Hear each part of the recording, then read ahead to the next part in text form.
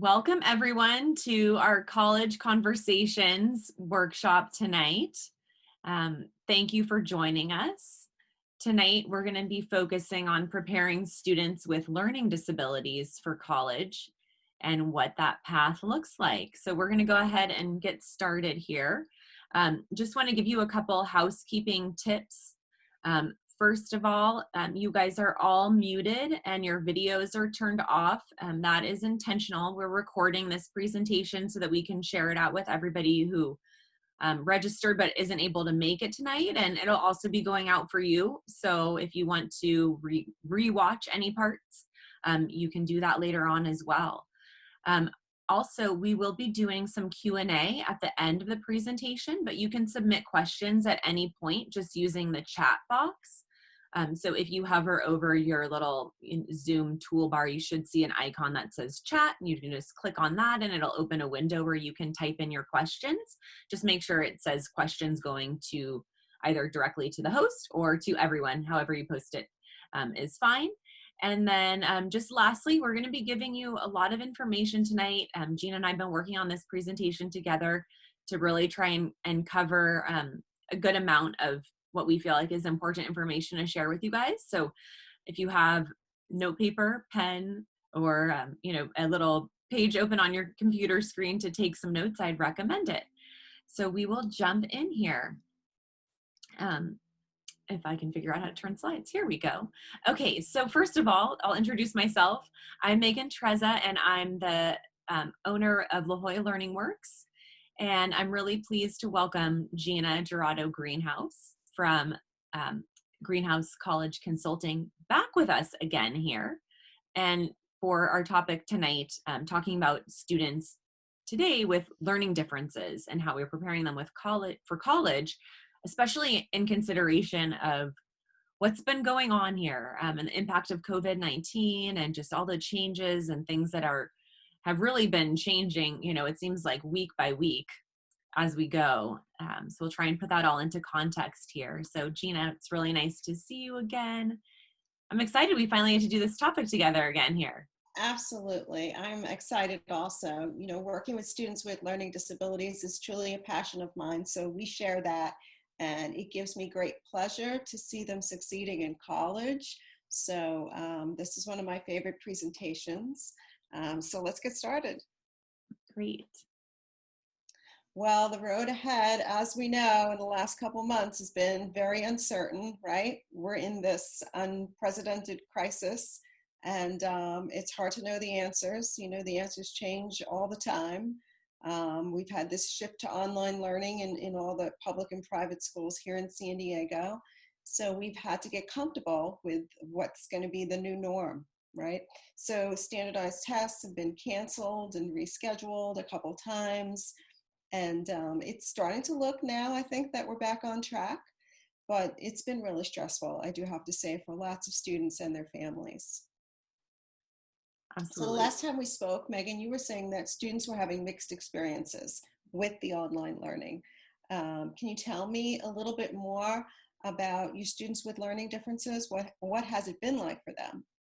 Yes, so put this together here, just thinking the added challenges with distance learning, and in that sense, acknowledging that our students with learning differences have always had some added challenges. It's kind of the nature of having a learning difference, right? At school is harder. And now with the switch to distance learning and, just all of the disruptions that we've had to kind of regular activities and routines this spring, it has come with some added challenges, especially for kids with learning differences.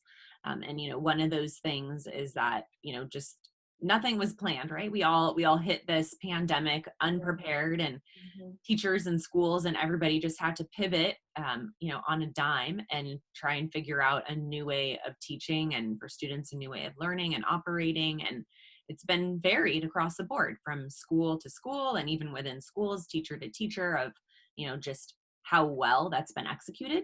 And of course, that then reflects for the students on, how easy it is or hard it is, to engage with learning. But I think across the board, some of the main challenges with distance learning is just kind of the obvious, right? There's limited access to teachers. And for kids with learning differences, I picture students I've worked with, I know these are the kids that they try and get to class early to talk to the teacher. They're there, at lunchtime, they're trying to get extra, input and feedback and, asking more questions. And, even class time itself hasn't been enough for them in regular time. So right now having even more limited access to teachers is more challenging. And then, for those students that have more, of the formal support at school, with an IEP program, they in many cases, I'm leaning towards most, but there may be some students that are getting their support, but in most cases that I've heard about, they just haven't been able to get the access to students who need that support, especially in the middle school and high school level. I've heard a little bit more at the elementary level where a speech therapist or something like that is doing the virtual sessions, but I think more in general for those students at the middle school, high school level, they're just not getting help where they used to. And, of course, now being at home, there's more on them to, manage their instruction and manage their assignments on their own. And, in some cases, we've seen students where working at home relieves the anxiety that they usually experience at school. But for a lot of others, it's a crisis situation. It's a stressful time. Things are really different. They don't have access to their friends and their social outlets, or, for those kids who struggle with academics, oftentimes the things that make them feel good are their extracurriculars. Yes. And so not having those activities is very tough emotionally, psychologically. So that is where we are today. Yeah. Well, I guess the question is then, where does that leave us now, right? What does this mean for high school juniors and seniors, right? So the short-term issue, I think, is let's look and see if there are actual gaps, that happen as they're finishing up with high school now. And what can we do to help those kids in terms of summer enrichment or working with a tutor, and look and see how they're doing, because they're going to have to start again in the fall. And hopefully there isn't going to be, much of a gap. But if there is, we're going to need to address that. So, the larger issue is going to be assessment. What are their current skills and how will those skills translate to college? And this is just, for every student, but for kids with learning issues, we really want to take a deeper dive. I want to talk a little bit about experiencing, the learning differences, because I remember I saw you do this presentation a while back on the simulations of what it's like to actually have a learning difference and what that feels like. So I'd say let's move on to talk about that a little bit. Okay, sounds good. So for everybody watching at home, we are going to jump into a little bit of an experiential here, where you're going to get to go through a couple exercises that simulate, kind of what it would be like to have a learning difference in a couple of different areas that we see at La Jolla LearningWorks and that Gina sees in her students. And this comes from many years back. I was very active on the board of the International Dyslexia Association here in San Diego.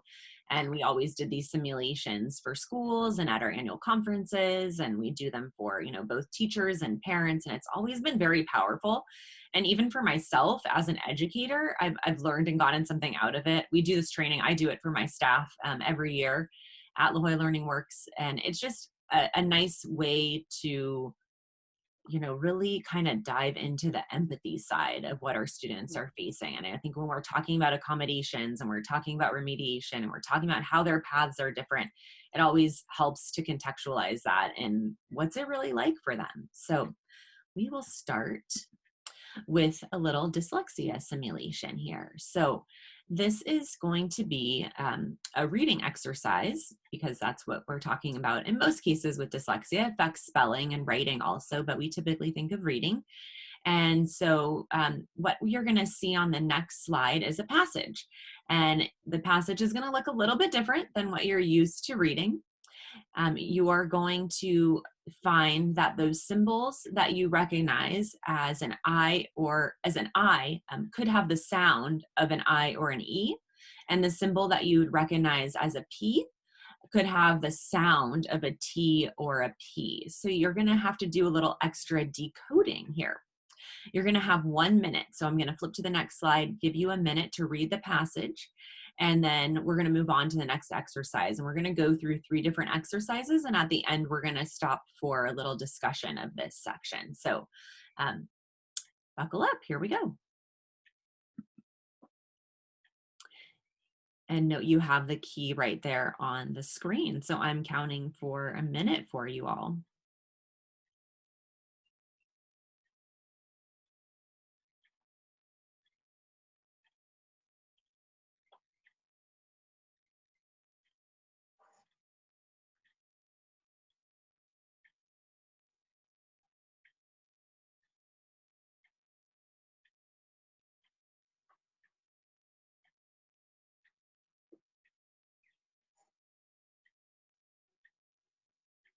So as you're reading, you should be thinking about the main idea. What's the main idea of the passage?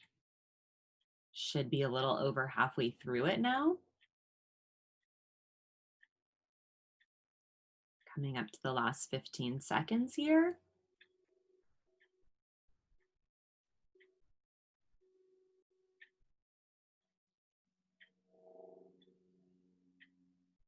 Okay, great. That's time, everyone. So I hope you got that and you can remember all those important details for our test later on.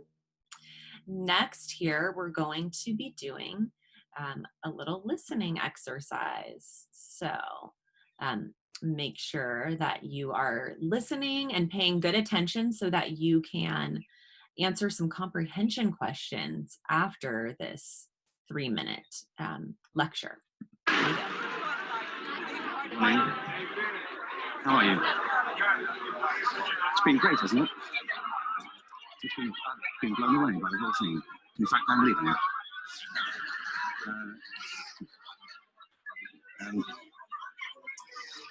There have been 3 themes, haven't there, running through the conference, which are relevant to what I want to talk about. One is the extraordinary evidence of human creativity in all of the presentations that we've had and in all the people here. Just the variety of it and the range of it. The second is that it's put us in a place where we have no idea what's going to happen in terms of the future. No idea how this may play out. I have an interest in education. Actually, what I find is everybody has an interest in education, don't you? I find this very interesting. Even if you're at a dinner party and you say you work in education, actually you're not often at dinner parties, frankly. If you work in education, you're not asked, you know,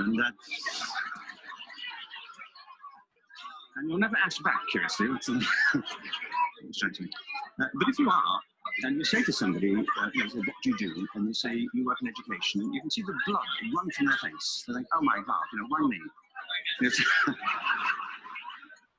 my one night out all week. But if you ask them about their education, they pin you to the wall. Because it's one of those things that goes deep with people. Am I right? Like religion and other things. So I have a big interest in education. I think we all do. We have a huge vested interest in it. Partly because it's education that's meant to take us into this future that we can't grasp. If you think of it, children starting school this year will be retiring in 2065. Nobody has a clue, despite all the expertise that's been on parade for the past 4 days, what the world will look like in 5 years' time. And yet we're meant to be educating them. So the unpredictability, I think, is extraordinary. And the third part of this is that we've all agreed, nonetheless, on the really extraordinary capacities that children have, their capacities for innovation. I mean, Serena last night was a marvel, wasn't she? Just seeing what she could do.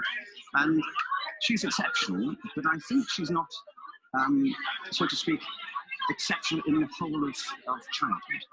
What you have there is a person of extraordinary dedication and found a talent. And my contention is all kids have tremendous talents and we squander them pretty ruthlessly. So I want to talk about education and I want to talk about creativity. My contention is that creativity now is as important in education as literacy. And we should treat it with the same status. Take that.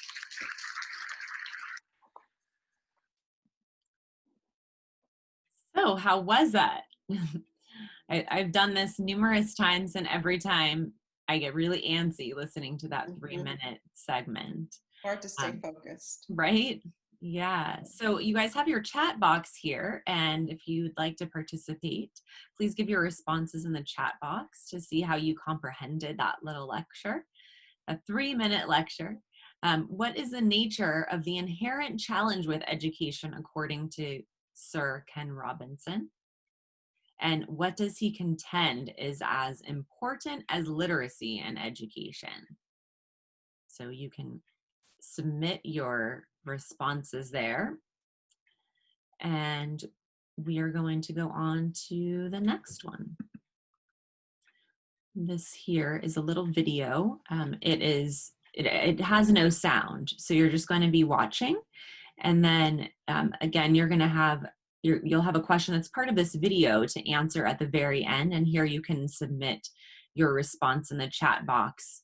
And your grade for the evening will be based on the correctness of your answers here. So pay very close attention.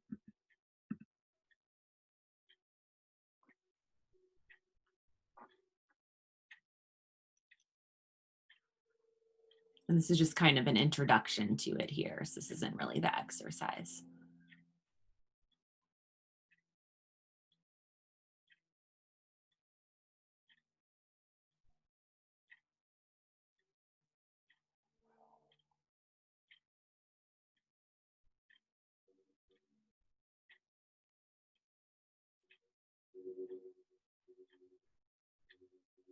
So make sure you're not writing anything down. Like it said, to experience a simulation, you need to keep track of everything in your head as we go here.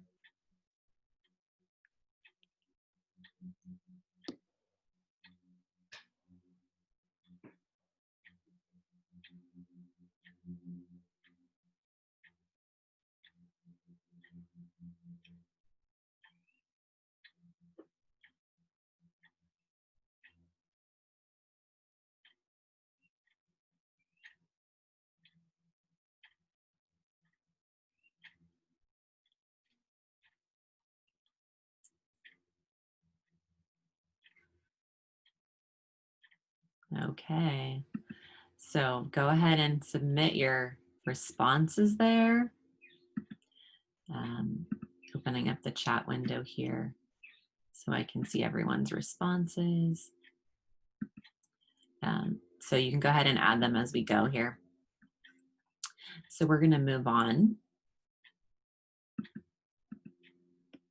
And so when we do this in person, it's a little bit easier to get feedback from this. But I always like to, kind of discuss how you feel going through this. And if you have any feedback to share. So somebody did submit an answer.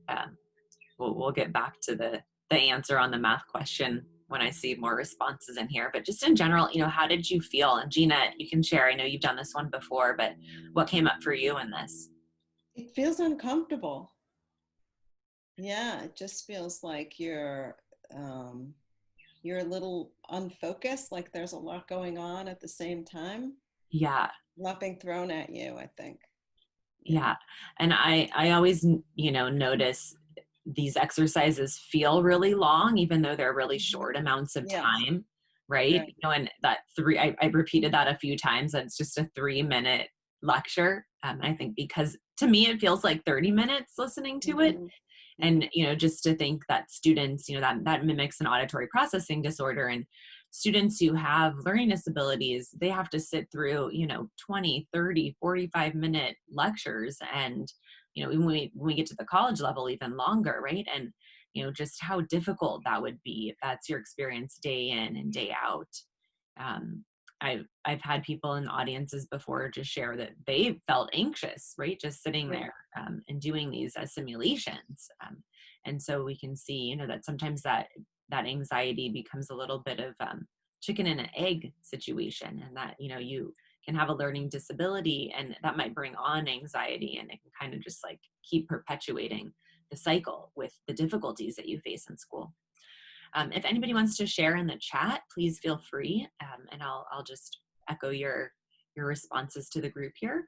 Also thinking, what strategies did you use to get through the simulations? And do you have anything you thought of, Gina, as you were going through? I mean, I knew that they were going to eventually be over. So I think that that's helpful, like knowing, knowing that it's a presentation. But if you're a student, you may not know it's going to be 5 minutes or 20 minutes. So, maybe, counting or things like that. I always do that. But yeah, I can see how you need some strategies to get through it. Yeah. And, I've noticed, especially with the last one, the executive functioning, people have shared all sorts of different strategies there. Everybody some people like kind of gamify it for themselves where, they're like just betting on it being one question versus another. And they do start kind of filtering out the information. But other people where they're, kind of keeping tallies and trying to like visualize these two different charts, between the rocks and the baseball cards and trying to organize the information.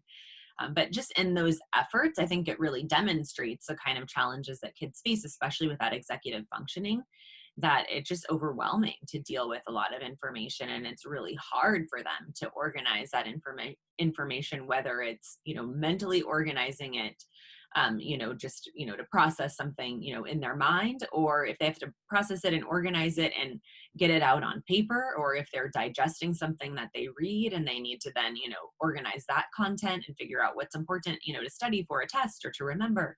And that just is a lot more challenging than, just a typical learner would experience that sort of, exercise. You could see that you do need some tools to get through Right. it. Right. Yeah. And so, I feel like this is a little bit of a leading question, but how would you feel if this was how you experience school all the time?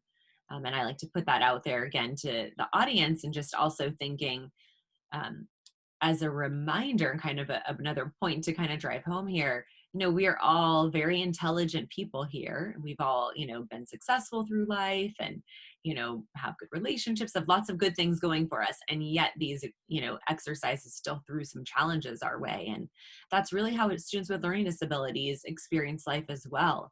Knowing a learning disability and these learning differences are usually defined in contrast to IQ.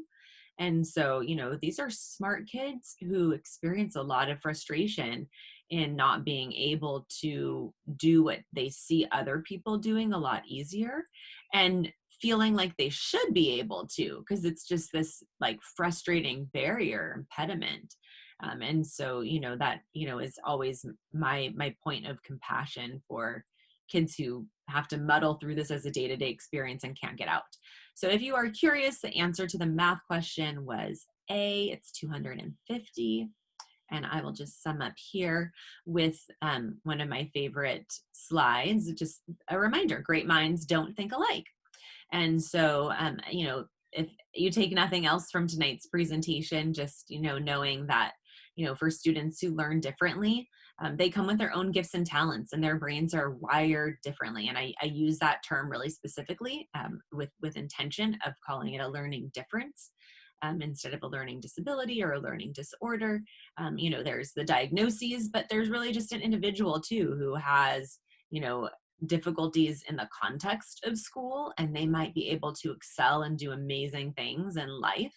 And even in, extracurriculars and, socially, and have lots of different strengths that just don't always get recognized as easily in the school setting. So I will move on from here. And we'll now take a little bit more of a tactical dive here into how to prepare students with learning differences for college, both in what we can do now, while they're in school, and to also give you some input on what to expect ahead. And, coming from that, enhanced lens of empathy now from getting a little bit of an experience of what it's like to have learning differences. So I'm looking here, and it looks like we have a little mystery slide there. We're going to populate it. So looking at differences between high school and college learning support, I think this will help to contextualize our conversation. And just thinking, if you have students that are not quite yet in high school, here, this gives you a little bit of information, but also if your students are in high school now, and you're thinking, what's it gonna look like in college? We'll explain a little bit of the differences between what you'll see in high school and then what it looks like in college. So as far as high school special education support, the burden or responsibility is on a school to identify and then provide appropriate support. So if they've identified learning issues for a student, they're required to provide an assessment. And then if that assessment identifies the student as having a significant learning challenge, then they are required by law to provide support, and they have certain parameters to define whether or not the student qualifies for help. But then that is usually, if they do qualify, the result would be an IEP, which stands for an individualized education plan, or a 504 support plan. And the 504 plan is really based around accommodations, which we're going to dive into a little bit deeper in this presentation. I'll tell you a little bit in contrast, the IEP would individualize goals for the student. So it's actually, can kind of change the expectations or standards for how the student needs to perform and how their performance is going to be evaluated. And then under an IEP, they may also get specialized instruction. A 504 is going to keep that student in the regular class. They're still going to have the same expectations as the rest of the students, but there may be some variations in how instruction is delivered to them or how they're required to show their knowledge. And like I said here on the slide, that the school does provide an evaluation at no cost to the family. You may see, I think in general, it does vary between public school and private school. The private school can be a full spectrum, where some private schools don't provide any support at all, whereas other private schools provide exquisite support in that they have, built-in learning center that's very robust. They may have trained educational therapists on site at their school and do a really great job of special ed support. Or it may be a private school that just really doesn't have, too much going on as far as resources for special education. So things kind of vary across the board there. And here we go. Okay, so we're going to talk a little bit more about college support and how to set up accommodations in college. So I think the differences are that in the high school setting, you have the 504 and the IEP, but in college, this is not something we have. The kids need to get testing, usually private testing, and then submit that to the college. So let's talk a little bit about setting up those accommodations in college. I think we have to flip the slide for that one. Let's see. We have here a little on the self-advocacy side. So let me talk about setting up those accommodations. So the accommodation piece in college goes like this. Students are asked to fill out some paperwork, usually on the website of the university. They're going to be asked, did you use accommodations when you were in high school? Give us a little bit of an idea of which ones you used, and additional accommodations you think that might help you in the college setting. And then they're going to submit documentation of their learning issues with a diagnosis. The college will review all of that information and then usually set up an appointment with the student and his family. It's either going to be in person, or it may be by phone or by Zoom virtually. And then they're going to talk about those accommodations that the student is asking for. They may even ask the student, we offer certain things. Would you like a note taker? What would be helpful for you? And they're going to look at that testing, and then they're going to get back to the student and they're going to grant their accommodations. And usually they're pretty good accommodations depending on the school. And then at that point, the student needs to convey that information to each of his professors. Usually it's emailed, but it could be in person. And then once that happens, the student has their accommodations and then they can start using them. But there's one more piece called self-advocacy. So it's not the end of the story usually when you just get your accommodations. Usually they need to be tweaked at some point in time. And this is where I tell students, it's great that you have your accommodations, but you may need to remind some of your professors that you have them, because 6 months down the road, they may forget that, you had them last year. You still have them. You're going to have them all the time you're in college, but they may not be familiar maybe with something that you're asking for. So kids need to really know that it's their right to stand up and say, I have accommodations and this is the way I'm going to access your class or your syllabus, and this is the reason why. So getting comfortable and familiar with why you need your accommodations is going to be really important.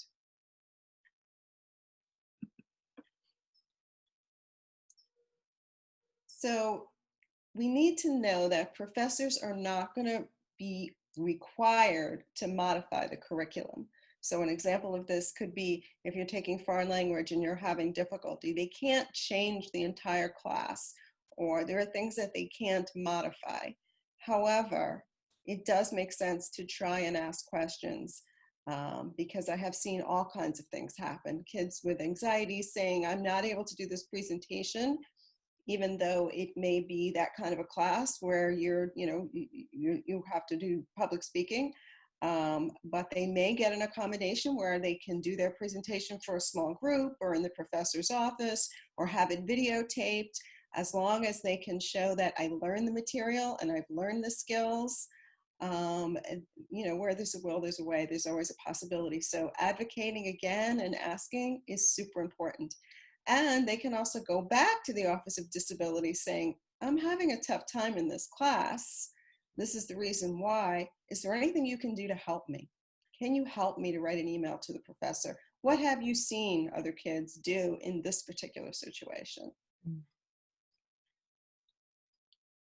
So yeah, I mean, and our students, when I'm now, 11 years into this, I've seen some students come through and go to make that transition to college. And I think it's been really awesome to see the students that we've worked with, we're teaching them the self-advocacy skills along the way. And, just to know how important that is for them.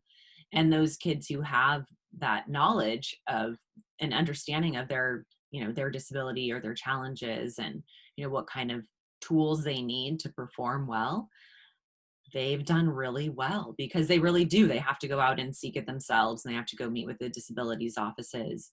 And, just thinking, there's a lot more on the students, for managing their own performance at the college level.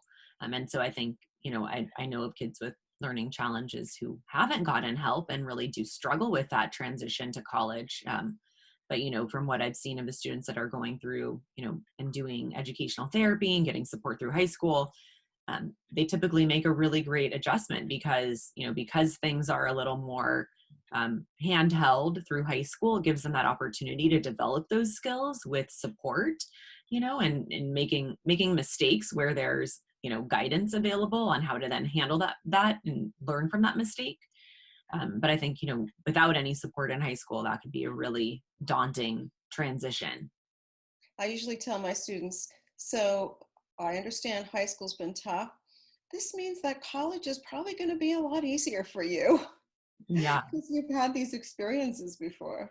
Yeah, absolutely. I mean, and that has been what I've seen, with our students, and they work super hard. They come to tutoring outside of, their regular homework time, and, are doing the hours for remediation and working through the summertime and keep up academics. And then, they've gone to college, and it has been something that, has been a smooth transition, and they're able to then kind of find their niches too. And, and being able to tailor their courses then to their strengths really makes a huge difference too. Yeah, absolutely. So let's talk a little about grades and tests. So let's talk about the study responsibilities in high school versus college. So in college, students often have tutors in high school, and many of them have had their parents set all of that up. And I think what happens is they really need to become more mature and realize that this is something they're going to have to seek out for themselves. And this is where the self-advocacy comes in. I always recommend that they visit the tutoring center. They also visit the Office of Disabilities if they go and visit a college, because they really need to get familiar with what those services are. Especially when they first walk on campus the first week of school, I tell them, find out if there are certain hours for the tutoring center. I mean, you're going in saying, you know, math is a class I know I might need help with. Find out, are there tutors every day there? You know, how do you access them? You know, it's always good to find out sooner rather than later, you know, when the test comes, you know, during the week. So that's just what I tell them. And as far as the writing center is concerned for kids, I tell them nowadays you can upload a paper. So that's also something that's available for them. So I feel that the more information they know in advance, the more comfortable they'll start to feel. Awesome. I don't know if I got ahead of you here, do we want to go on to the next slide here on study I think we responsibilities? can. We talked about the IEP and the 504. Okay, so Yeah. here's this one. So you're going to talk a little bit, tell us a little bit more about what you've seen in high school with study responsibilities. Yeah, so just thinking of the differences here, you know, for students who do have an IEP, and I think, you know, it may be that they receive, you know, that extra support either through, you know, kind of a one-on-one or in like a study hall kind of situation. Or, you know, we have parents looking out for kids at the high school level and getting them tutoring, getting them help when they need it. And, you know, we also see that students at the high school level get a lot of help to manage their time and their assignments. Some teachers are better than others with, you know, kind of giving, you know, broken up deadlines and, you know, due dates and that sort of thing. I think, you know, it typically is a lot more structured than when you get to college and, you know, you have a course and it's, you know, one midterm and one final exam or a big paper at the end, and you just better be on top of your readings and nobody's really checking in on these like daily assignments. So big difference, you know, and that there's a little bit more, a lot more, I would say, you know, oversight and, you know, holding students accountable in high school. Which means that it can be easier in a sense, you know, because the executive functioning then is supported by those parameters, right? Between teachers and parents and just deadlines and, you know, all the different checkpoints that they have in high school. And then also just thinking, you know, most of the homework is assigned, you know, kind of day to day. And, you know, usually, you know, it could be as little as 0 to 2 hours a week for a certain class. So I'll let you explain then how things look in college in contrast. Right. Well, in college, you know, you get the syllabus early, and then you need to look ahead a couple months and you need to know what's ahead. And as you know, you're going to spend a lot more time studying for a test, working on a project, writing a paper, taking quizzes. And in a sense, some of the material you're going to self-learn with the addition of you're going to go to classes and lectures. But you're going to need to be a good test taker. So again, these are skills that you're going to be responsible for on your own. That's why we need to have tools. And some of those tools could be, you know, a writing center, tutoring, study skills classes. So the more that you know about yourself and you learn about yourself in high school, you can translate this information to the college setting. And that's a big shock to think of, you know, 3 to 4 hours for each hour in class. You know, it's quite a lot more than what you have, you know, in high school where, you know, you have that time in school where you're getting a lot of that learning done. And for kids with learning disabilities, sometimes, especially for like language-based learning disabilities, you know, being able to sit in a classroom and have more discussion and kind of feed off of other people can be a big part of the way that they're absorbing information and learning. And so, you know, being required to do more independent reading work can be really daunting for those kinds of students. Yeah. So let's talk a little bit about accommodations in college. Okay. Well, when students are seeking accommodations, most of the time, you know, they've been to a learning center or they've worked with a coach. They're looking forward to getting those accommodations, but not everyone is. For whatever reason, you know, some kids didn't use a whole lot of accommodations in high school. They still may have an ADD diagnosis, but for whatever reason, those accommodations might have been built into the program if they went to a private school and they didn't feel like they needed them because the teachers always gave them the extra time. But what I always tell them is it's much easier to set up your accommodations and no one is telling you that you have to use them. And if you don't feel like you need them, then that's perfectly fine. You're not going to get an email or no one's going to say to you, you know, why didn't you come and use your accommodations? But it's much better to put them in place. And usually what I find is that towards the end of the semester, as the test dates are coming closer, kids are wanting to use those accommodations. So I always make that, you know, plea to them, just do me this favor, just set them up, please. You know, if you're working this hard, you know, in high school for you to kind of get through, now's the time that we don't want to just say, oh, great, it's all perfect now, I'm going to college. So Just usually like anything, it pays to be, you know, to have your insurance in place, right? yes, absolutely. Yeah. Let me just kind of pause this on the accommodations before we go further here and give a little overview. I always like to explain the difference between accommodation and remediation. And then I'll let you go into the accommodations more specifically, Gina. So when we think of accommodations, it's a change in how the content is presented or how the instruction is delivered. It may be a little bit of a variation in how the student's asked to demonstrate learning, but it doesn't do anything to get at a root cause. So it's not any kind of added instruction. And it, you know, the examples are things like oral versus written exams, or getting extended time, or maybe being allowed, you know, in a classroom setting, maybe more often like in high school or even like lower school, getting more frequent breaks or something like that, you know, getting to go to a nurse's office during the day, you know, those sort of things are accommodations.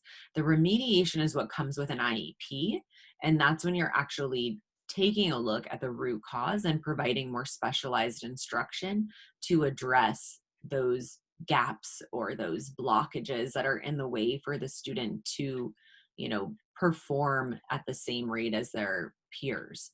And so that's like what we do at La Jolla LearningWorks in our educational therapy, and, you know, our phonics instruction that we do for students who struggle to decode. And so, you know, students with dyslexia, you know, we'll go through and we have this whole other program and set of curriculum that we go through to teach them how to read and spell effectively. And so that's an example of remediation where it's really it's additional work outside of regular school, you know, versus the accommodation, which is usually just looking at that content or that curriculum for school and how can we make any modifications or changes in how it's presented so that the student can then work with that material. Okay. Well, the accommodations that I see mostly for attention deficit students are that priority registration, the extra time on task, usually 1.5, use of a computer to record the lectures, and note-taking. And sometimes kids with the ADHD and anxiety it crosses over. So some of them have additional accommodations, which could be like frequent breaks or things like that. But those are pretty much the basics that I see. Yeah. We have anxiety. Yeah, well, for kids with anxiety, what I see is that sometimes they need to do a lower course load. And this can be extremely helpful because some of them are anxious, just getting to class is difficult for them. And usually that helps in the first semester. Usually I see if they can make it through and be successful in that first semester, then usually after that, it goes much easier. And often I see those kids take summer classes. And then usually after that, they're able to take a more rigorous, you know, course load the following year. I've seen, so the more accommodations I think they have set up, the more helpful it can be to be able to have those sensory breaks for them. I've also seen housing accommodations for some kids with anxiety because they just feel like having their own quiet space for them is really going to help them to feel more comfortable. So I haven't had any problems getting those accommodations. Usually it's something that I mention and they jump on it saying, wow, if I could have that, that would really help me. As long as there's documentation, and usually most kids with anxiety have been seeing a therapist, so it's something they can very easily document, and it makes a huge difference for them. Mm. So there's a little bit of an interview for that in the disabilities office, but we talk about it and I prepare them. We haven't had any problems at all. That's wonderful. Are you going to talk a little bit about dyslexia? Sure. So, I mean, as far as dyslexia, it's a lot of similarities to what we'd see at the high school level. I mean, just thinking, when you have difficulty with, we can kind of name it eye reading, right? Because we have ear reading, and I've heard, them call it finger reading, when you think of using Braille. So, having an alternative to eye reading. So using the audio books, and now that technology is just, ubiquitous really, then it's a lot easier to get reading material where students can just listen instead of having to, eye read. And then, being able to record a lecture versus writing it is oftentimes very helpful for students also, just because the spelling or the speed of writing can be an issue. And oftentimes we see dysgraphia coming hand in hand with dyslexia. So for them to be able to use a computer and type, it's pretty much standard at college now that Yes. just about every student is typing notes anyhow. So you don't stand out as being, different even with the computer, but there are some good, software tools that help with that, speech to text tool too, Yes. where, they could even, just be recording a lecture and then have it converted into text also. So, and actually when I was in college, I was a note taker. So I know about the note taking service. I had a friend who had learning disabilities and noticed that I took really detailed notes and asked if I'd be his note taker. So I ended up working for the disabilities office, and we get paid to take notes and submit them and copy them, and they would then share them for students that were in that class. So it's a very great helpful service, and thinking you find somebody who takes very diligent notes, and you can just get copies of what's happening in the lecture, and that can be really helpful for students with ADHD as well. I've seen that quite often, but sometimes a student might mention to me, oh, well, I signed up to, get a note taker and I have that as an accommodation, but there's a small class and no one in the class, wanted to be a note taker. And so then we've had to ask the professor for notes. And we do. We go back to talk to the Office of Disabilities and say, so there's no note taker. What is that? What happens now? But with the software, though, in the last couple of years, I've seen a lot of phenomenal different campuses have their their own different software, and that's an audio file that you get of the lecture. So I really like that. That's a great accommodation. It's really cool. And now they have like the Live Scribe pen and some different versions of that where you can, you could be taking some notes, but the pen also records. And so you can go back and replay at different touch points if you didn't, fill it in all the way. So there's some really cool tools out there. So now let's talk a little bit about remediation. And this is really our specialty at La Jolla LearningWorks is, helping students to develop the foundational skills that they need to, become those independent learners so they can succeed on their own in college. And, essentially, as we move through and have a really effective remediation, it kind of lessens the need in some cases for accommodations. Sometimes they may still need the accommodations, but at least it allows them to, develop their foundational skills. And I'll explain a little bit about what I mean here. But first off, I just wanted to explain, the first step for remediation, for good remediation, I guess, effective remediation would be to figure out exactly what you need to do. What skills are you remediating? And that is an evaluation process. So if it's a student who hasn't been tested yet at all to have a diagnosis or to see if there is a valid diagnosis of a learning disability or, something like ADHD or anxiety, then that's really the first step.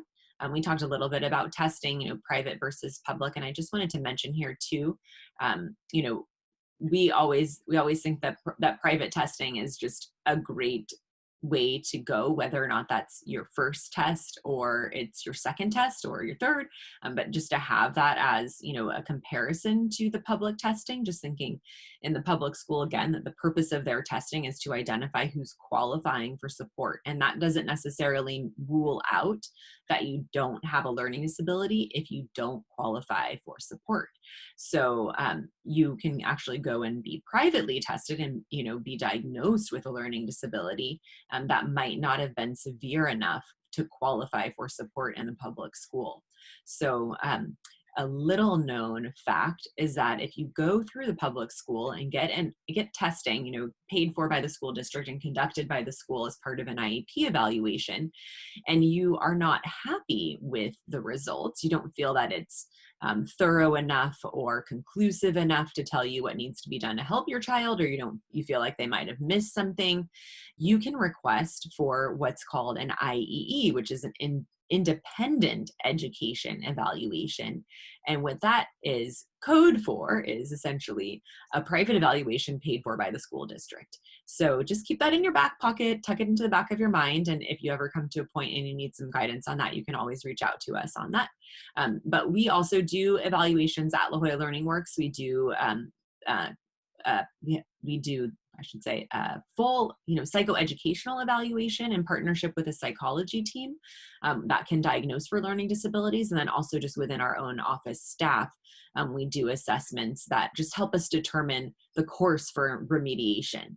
I just wanted to also add here, as far as the timing note I have here, that thinking of testing as a formal diagnosis, it's considered, valid or current within 3 years. So if it's older than that, then it is recommended that you'd get retested. And for our purposes for remediation, we can just do our academic skills testing. But if you're on that track for college preparation and looking to, get accommodations for testing, or, looking at getting accommodations for college down the line, then you may want to actually go and follow up with, getting a private test to make a formal diagnosis. Did you want to add anything around that, Gina? Yeah, by the time I'm working with the student, for me, I'm reviewing the testing and looking at whether or not the testing clearly states, as a result of the student having these deficits, they're going to need these accommodations. But if it was public testing, that testing was done for the district and for the high school setting, it wasn't done, with, even if it was done in 8th or even early 9th grade, it wasn't done with the idea that, oh, this student is going to use this particular testing to go off to college.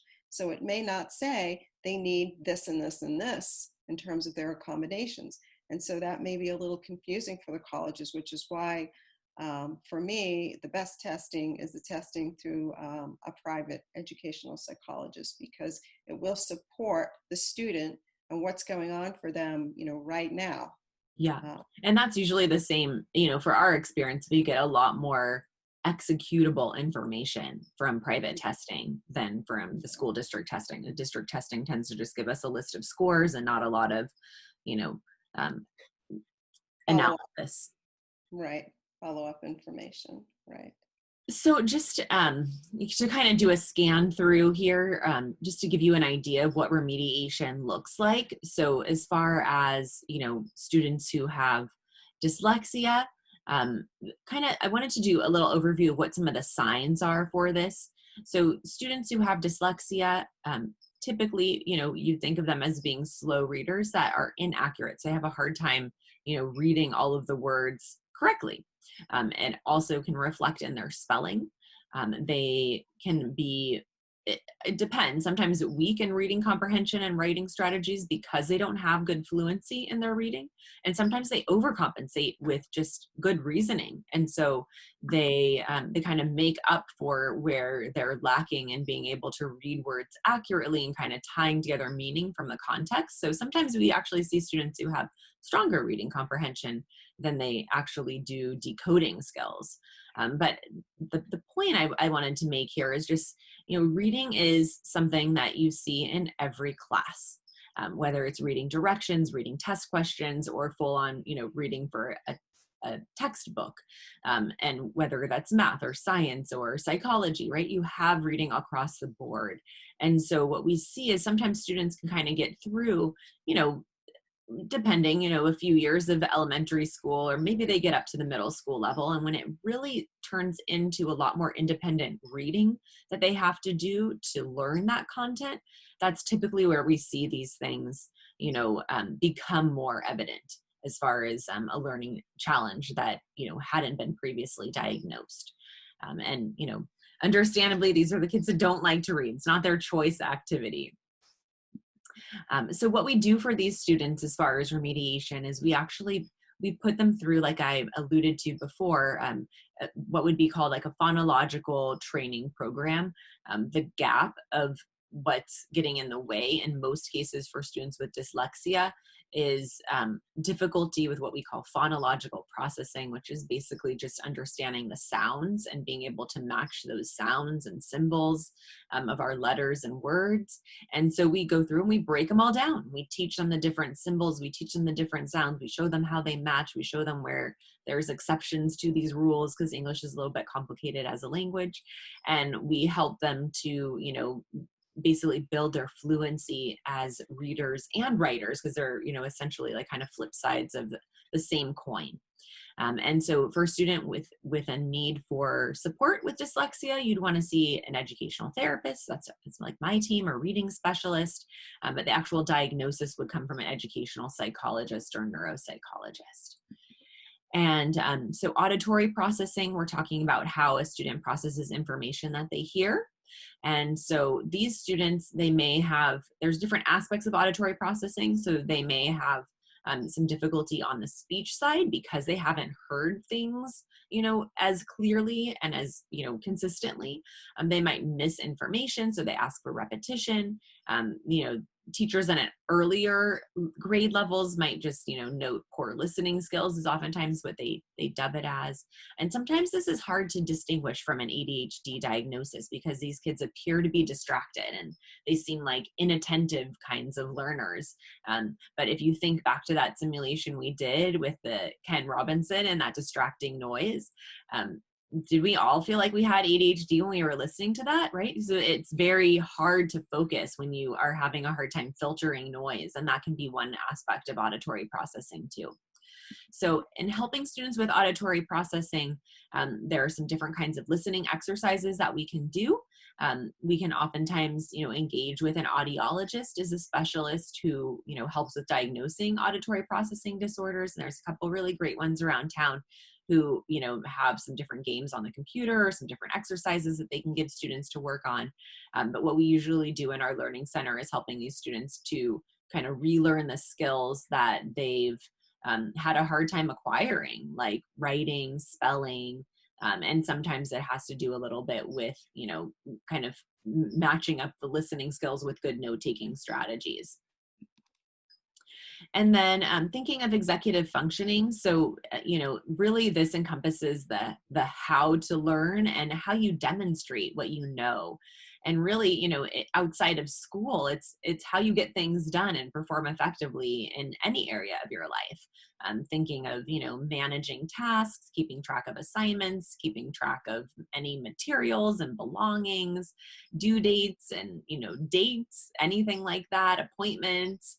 And, just being able to also manage emotions is a big piece of this. Mindset, emotions, that can really play into it. And so, we can see students that also have an overlap of the anxiety with executive functioning disorder, and in general, just being really challenged with time management and not having a great internal clock or an internal sense of time passing. And I know, Gina, you've done a lot with students with executive functioning disorder. We've actually shared a number of students and worked together with them. Yes, they experience quite a lot of frustration. It's usually prior to the diagnosis that they experience the most frustration. Mm-hmm. And then I find after the diagnosis, sometimes they breathe a sigh of relief, like, oh, this is what's happening to me. Okay, I get it. Then I see a little bit less anxiety, a little bit less frustration, a lot more awareness.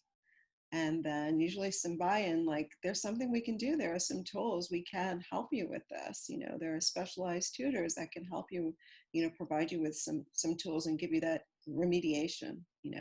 Yeah, and I think I could speak to that too, just from our perspective, that having students that don't have a diagnosis and just have, they'll generally come to us with just parents complaining that they're disorganized, or, they study so much, but they're not, getting the grades that they think that they should be getting on a test, or, they're constantly forgetting things, and these turn into like just what sounds like kind of nagging parent complaints. And that that's what the conversation is at home. And so without having a diagnosis, the students, I think they really internalize a lot of blame and a lot of guilt at not doing things right or not meeting their parents' expectations. And so it can be really tough to get their buy-in without having a diagnosis. I've seen that for sure.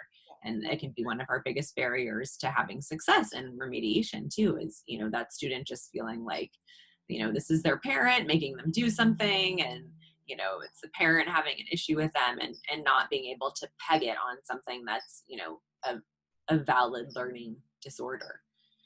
So yeah, what we do with students is we actually teach them explicit executive functioning skills. So, we train them around tools and strategies to help them manage their time and their belongings, and, study skills, so that they, can understand their learning style. And we do a lot of, self-evaluations of like their learning style and their kind of strengths and weaknesses around the different executive functioning traits.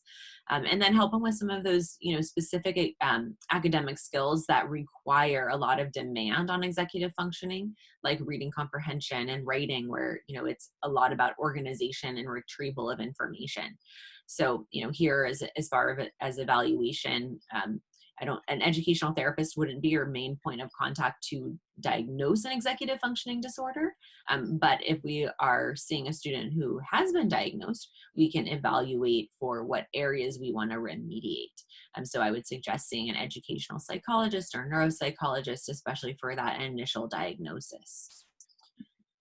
And then just lastly here, as far as, being able to have good, preparation for college. This doesn't necessarily fall under remediation for all students, but I typically like to see that the remediation happens before we get into the test preparation, and, kind of putting it into the context of test preparation, I feel like is helpful, especially for our audience today, knowing that you guys are thinking well in advance and, preparing your students for college and what's to come up ahead.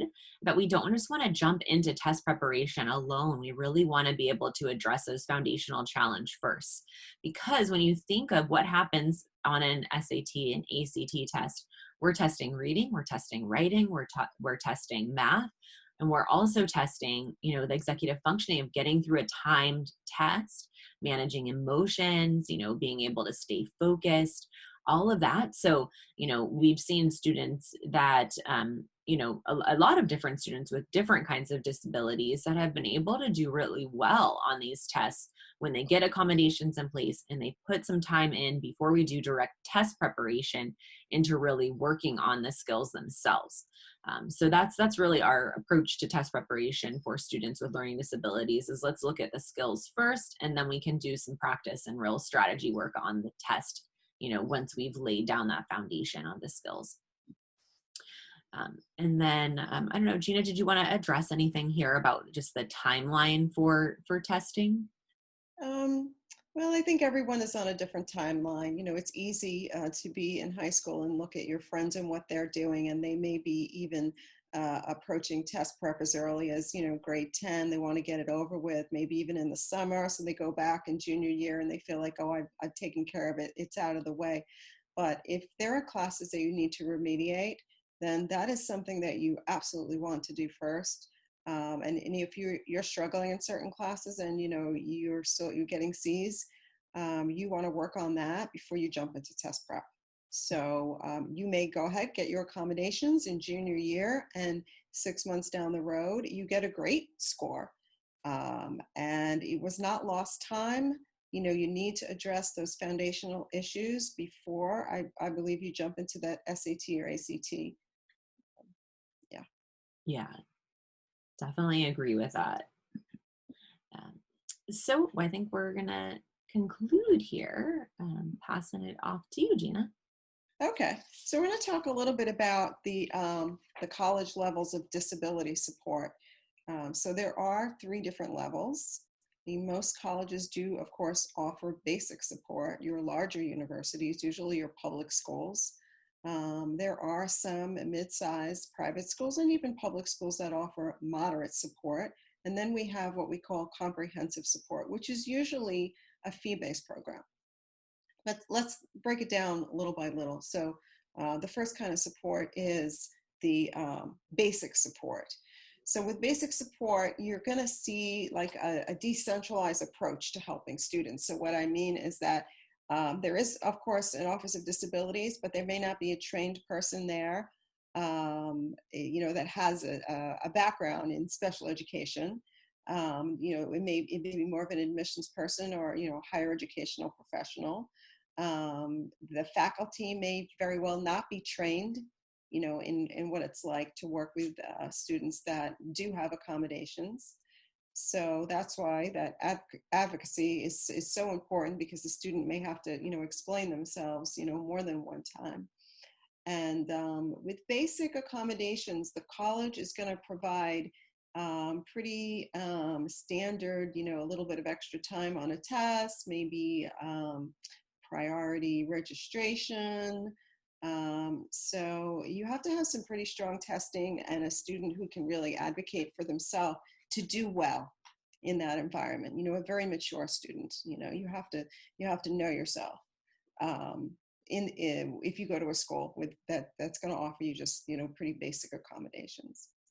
So what I'd like to see is kids going to schools that have more moderate support services, because you will see more support groups for students, more students use the services. There are study skills classes that you may even get credit for.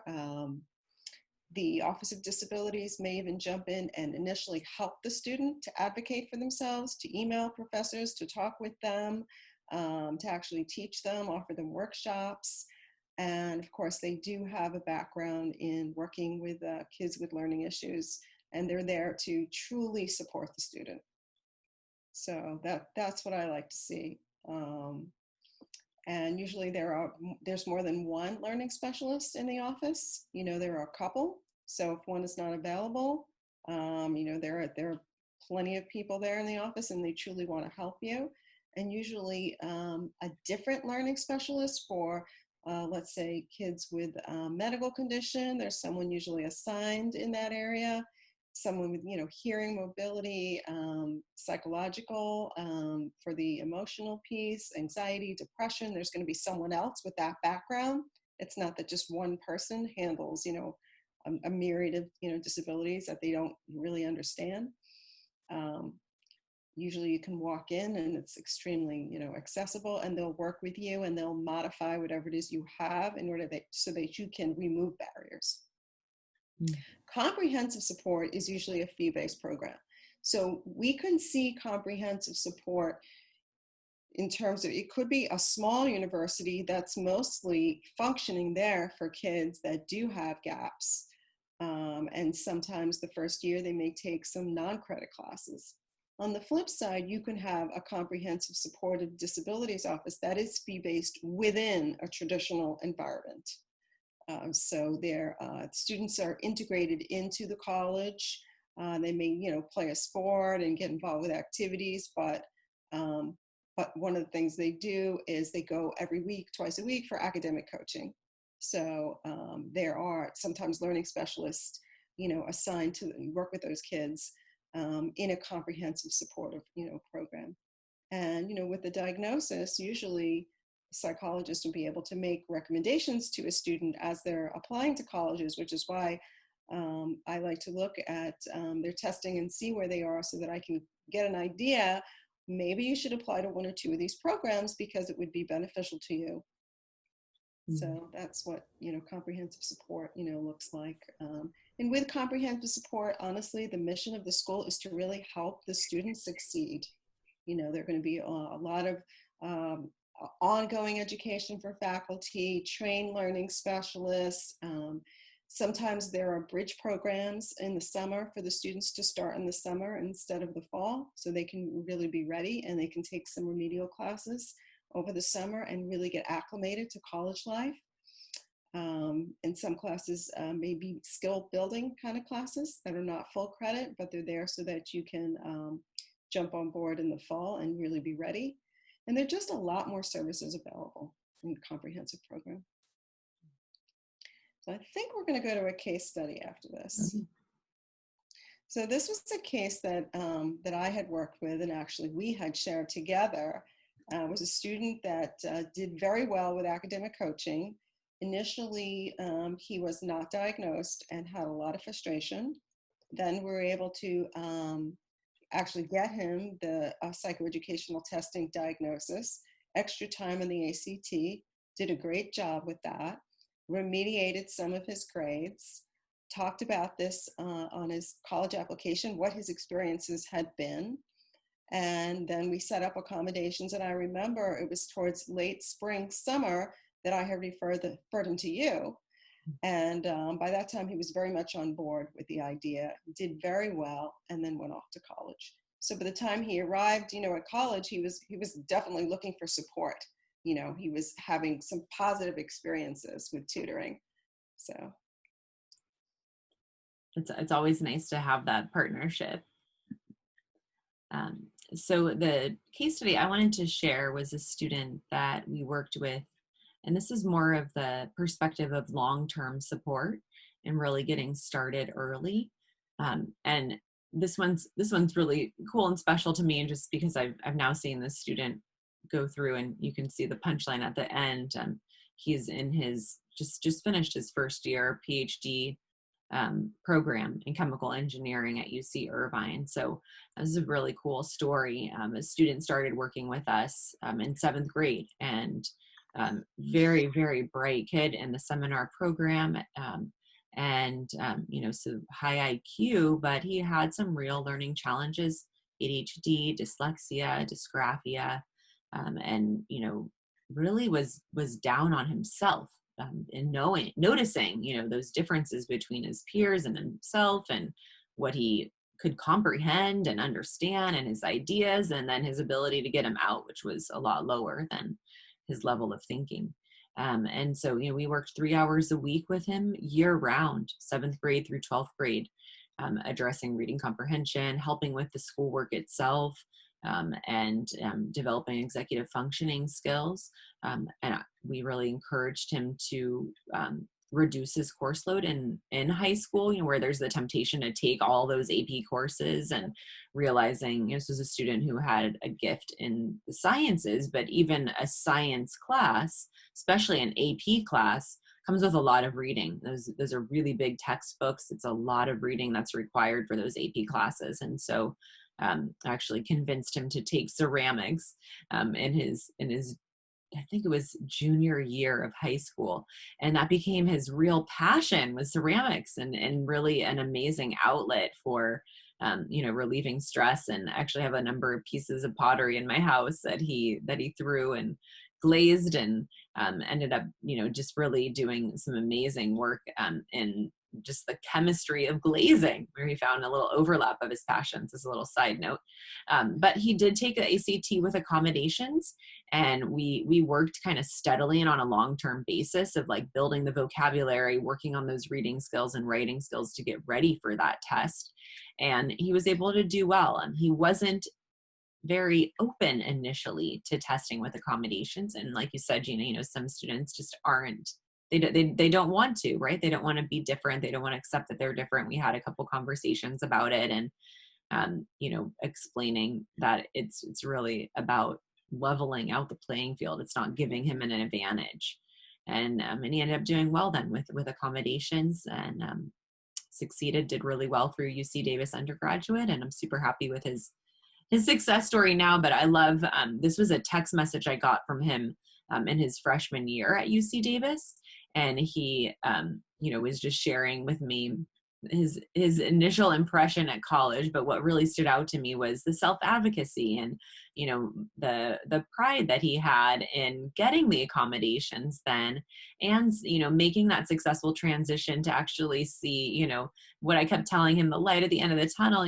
College can be easier. You work on all these skills now and you get to go and, handpick classes and choose from such a broader range of classes. And he was just so excited about it when he got there, and was using a smart pen to help with note taking and all of that stuff that really helped him with the accommodations. But also just, having more choice allowed him to get excited about learning. And then, of course, diving into his major classes later on, was that much easier for him too, even though it's still hard work. But, it was very engaging and fulfilling work.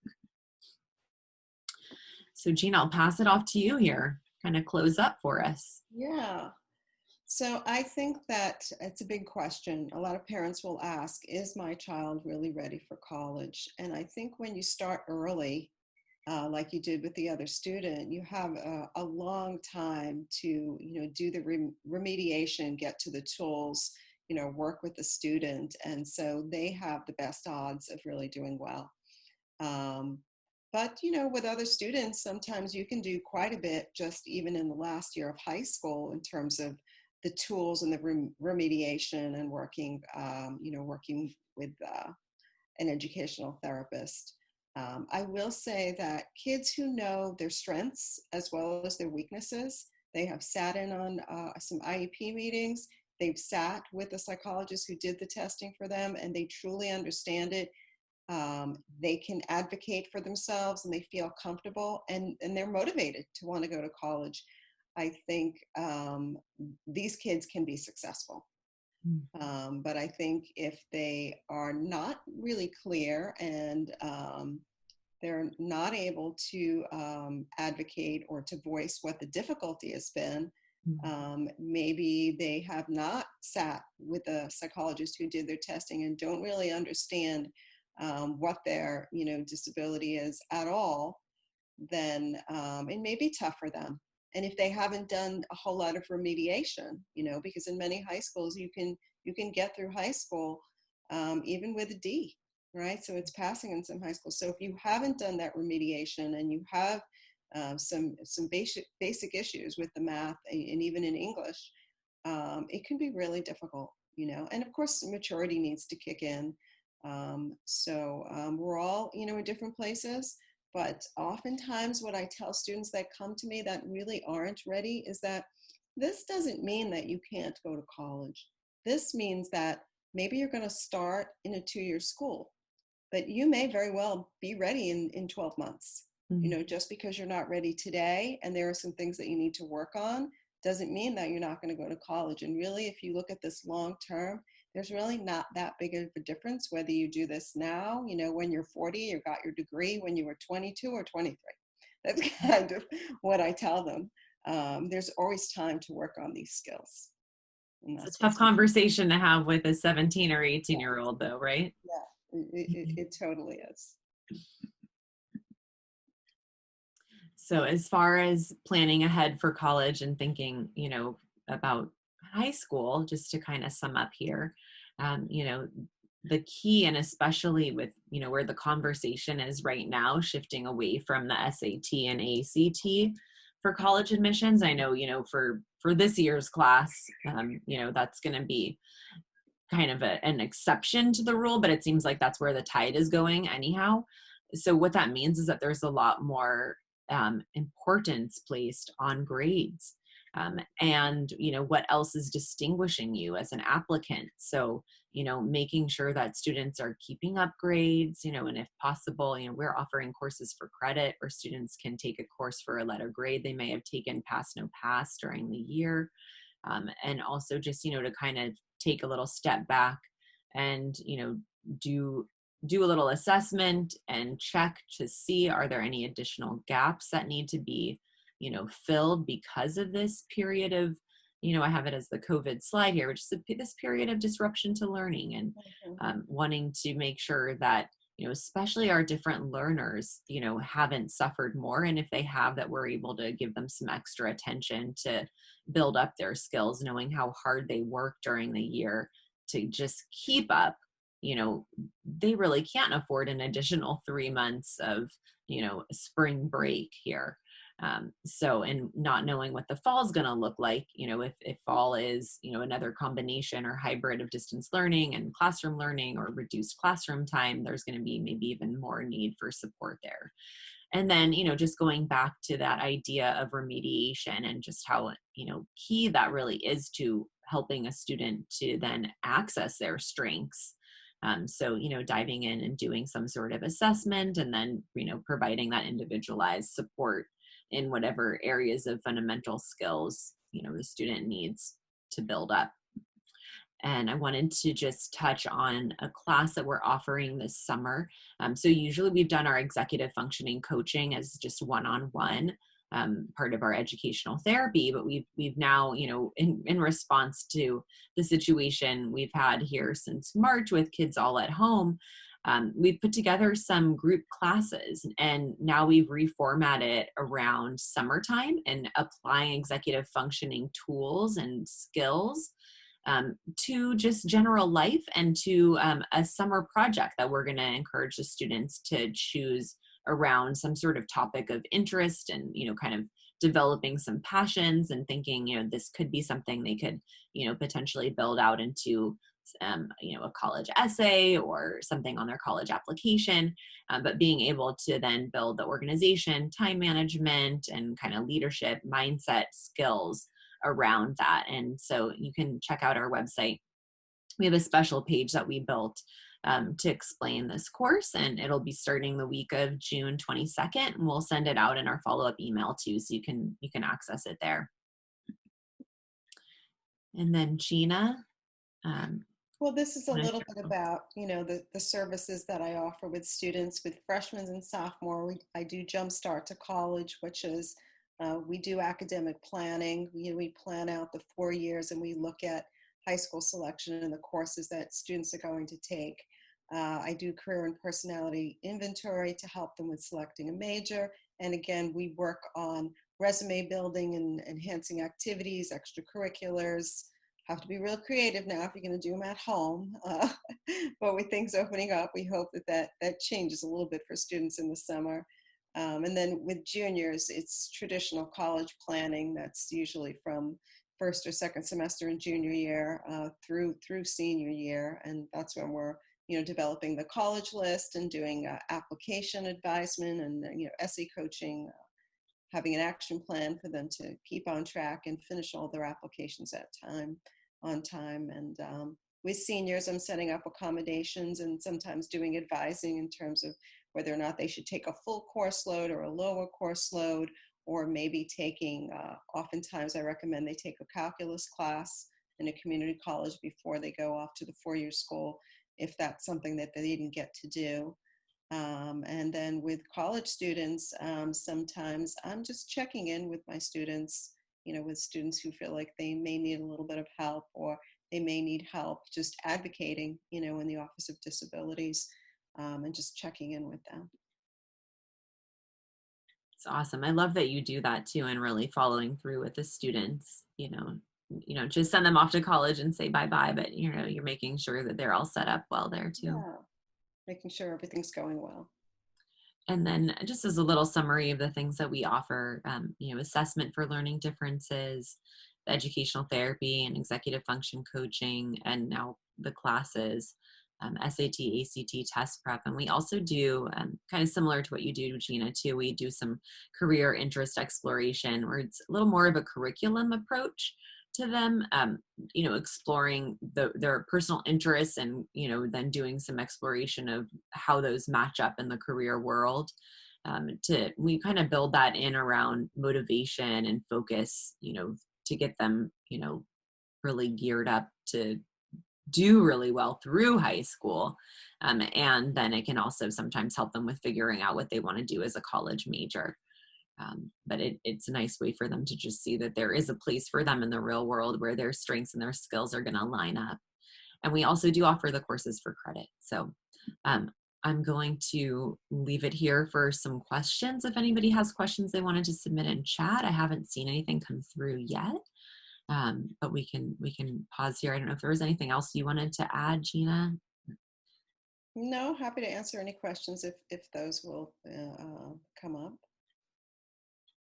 I know we have, let's see, we have one here coming through. And this is, are there any particular readings you suggest to help pare down colleges that we should consider? I'm not sure I understood the question. Anything that you recommend is like a reading material, whether, I don't know if there's a book or some good websites. I know you have a few, maybe And we they can can share. check on my website. I do list resources on my website. I think one of the resources might be CapEx, but there's a lot of big future, out there, and colleges now have virtual tours. So there are a ton of virtual tours and virtual information sessions. So I would, go right to the website and see if you can get some information. And when you're thinking of colleges for students with learning disabilities, are there any like specific lists or guides for finding, which schools are those basic versus moderate or, comprehensive support schools? It's pretty tricky, I do have to say that. And even after doing this, as long as I'm doing it, you really have to visit the schools. You have to visit the Office of Disabilities. I would say some of the smaller schools might have better services, but just because it's a small school, it may be an extremely selective school. So it doesn't necessarily mean that. And some of the larger, public state schools do have some good accommodations. I think it helps to go to the website to look at the different accommodations that they offer.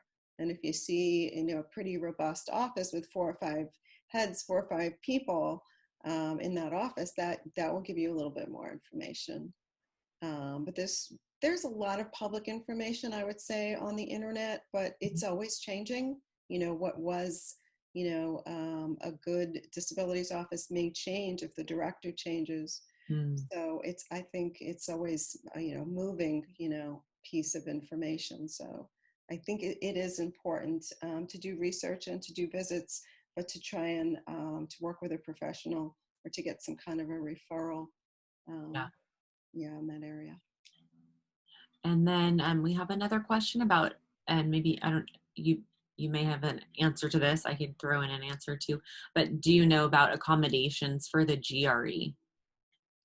The GRE, as far as I know, some of my students who have tried to get accommodations for the SAT, the psychologist has written in the same accommodations for the GRE. So I'm pretty sure it's very similar. It's the same process. Yeah, that's my experience with that too.